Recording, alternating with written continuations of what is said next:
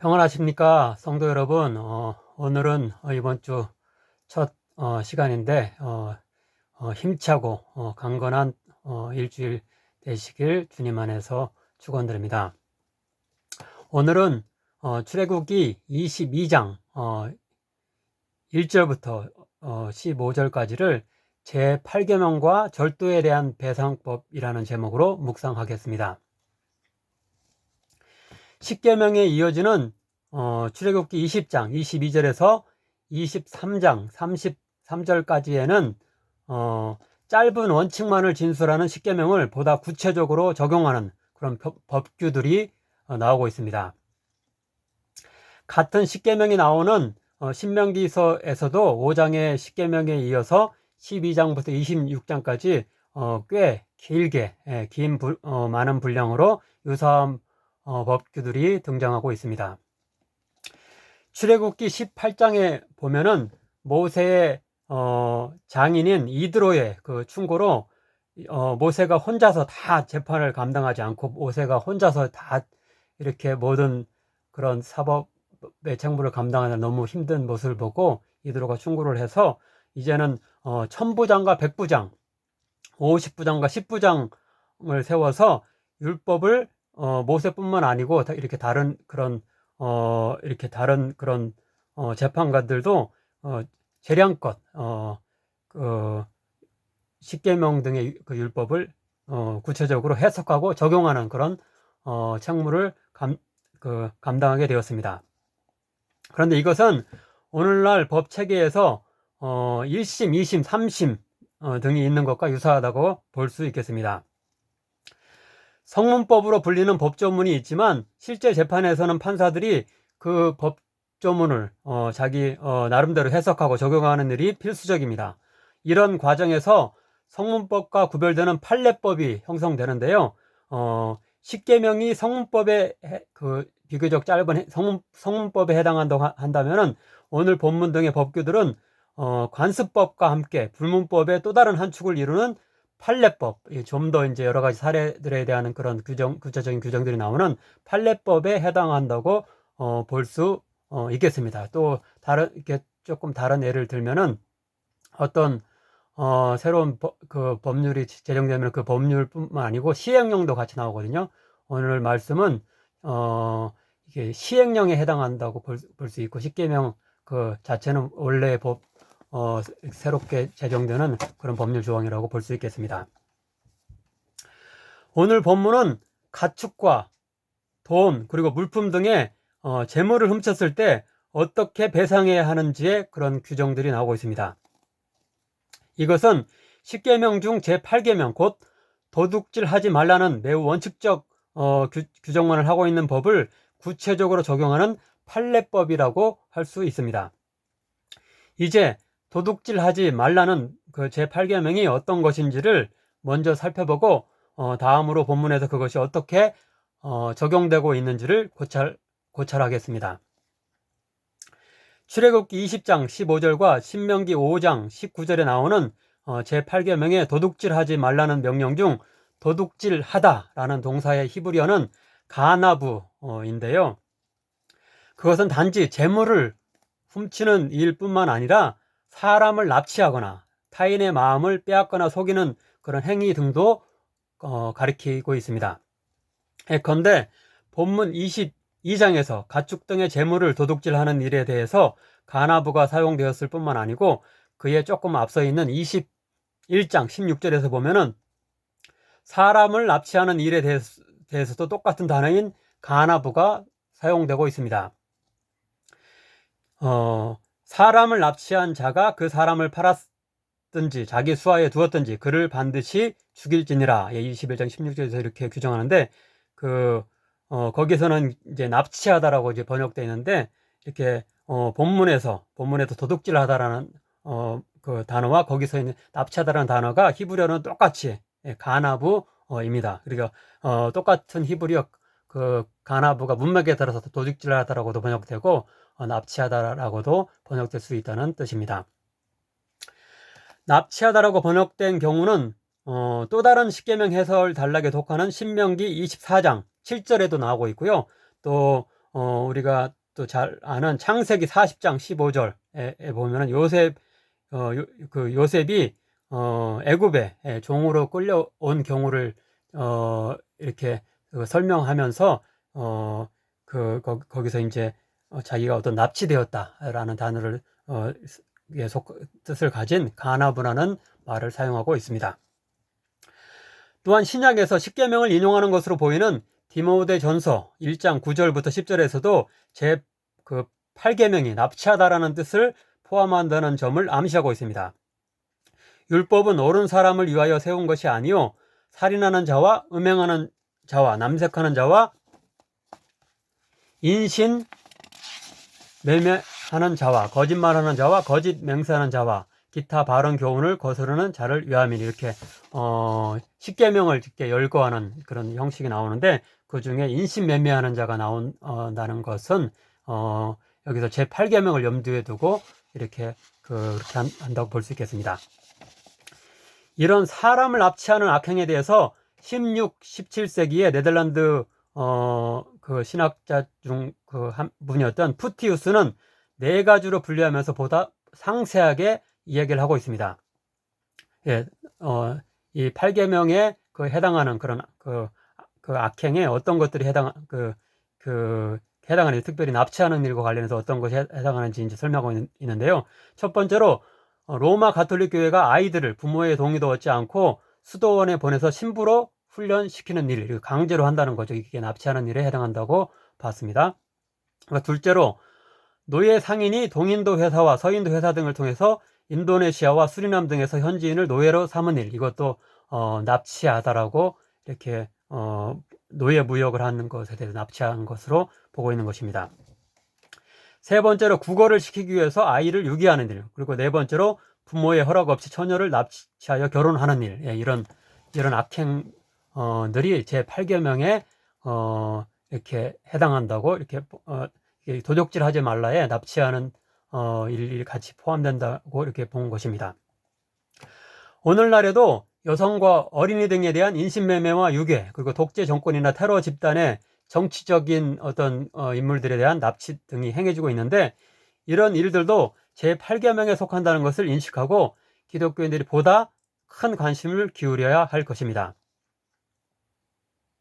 특별히 이런 사람에 대한 도둑질에 대해서는 엄격하게도 사형의 처벌이 내려지고 있는 점을 이렇게 우리가 유의해야 되겠습니다. 쭉 앞에서 말씀드린 대로 출애굽기 21장 16절에 보면 사람을 납치한 자가 그 사람을 팔았든지 자기 수하에 두었든지 그를 반드시 죽일지니라, 이렇게 하고 있는데, 이것은 이런 사람을 납치하는 그런 제8계명의 도둑질을 심각하게 여기면서 사람의 생명과 안전 등 기본적인 인권을 수호하는데 기독교인들이 앞장서야 하는 어떤 근거로 이렇게 삼을 수 있을 것입니다.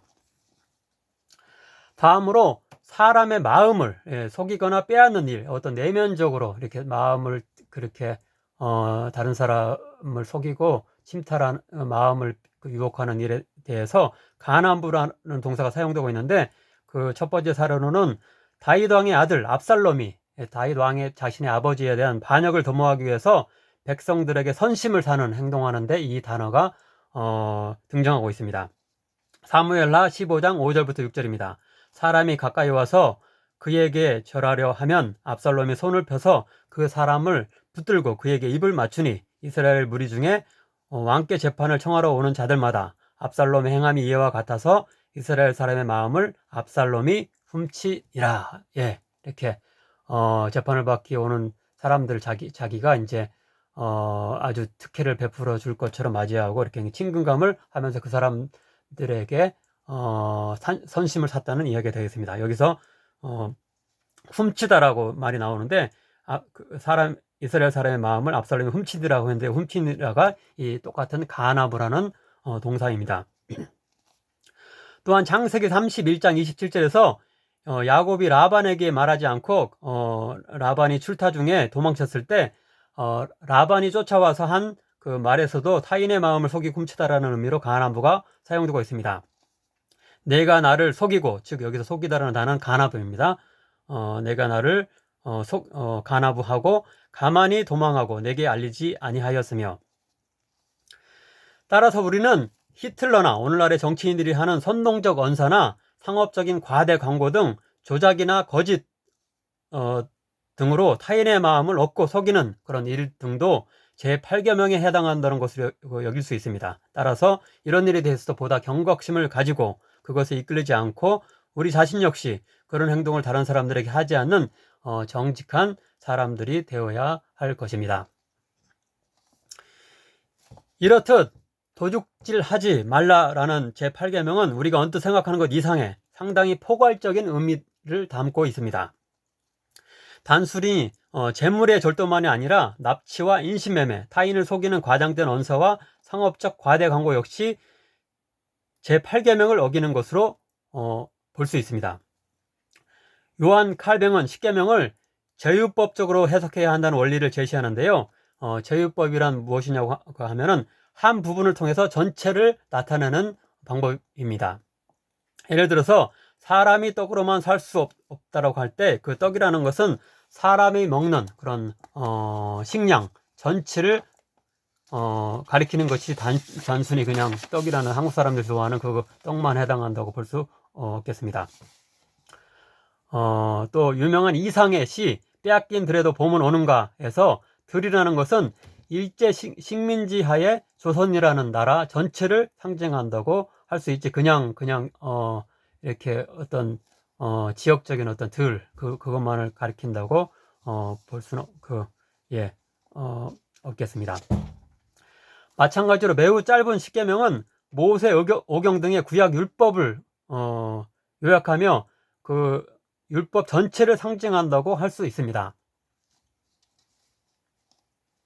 따라서 마르틴 루터는 이렇게 좀 더 확대를 해가지고 자신의 대요리 문답에서 10계명을 온전히 아는 사람은 성경 전체를 아는 것이다 라고 하면서 10계명이 굉장히 중요하고 이렇게 필수적이다라는 것을 여기서 진술하고 있습니다.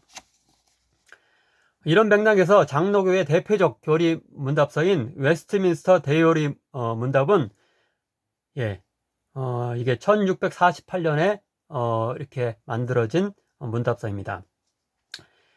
그 웨스트민스터 대요리 문답은 10계명의 각 구절과 그와 관련된 율법 구절들에 근거해서 매우 포괄적인 기독교인의 생활 규범을 제시하고 있습니다. 예컨대 제8계명은 다른 연관 성경 구절들과 종합적으로 파악되어서 기독교인의 경제생활에 대한 포괄적 규범을 제시하는 것으로 이해되고 있습니다. 즉 제142번째 문답입니다. 제8계명에 대한 문답이 되겠죠. 제8계명에서 금지된 죄들은 무엇입니까? 라고 이제 질문하고 있고 답으로서 이렇게 말합니다.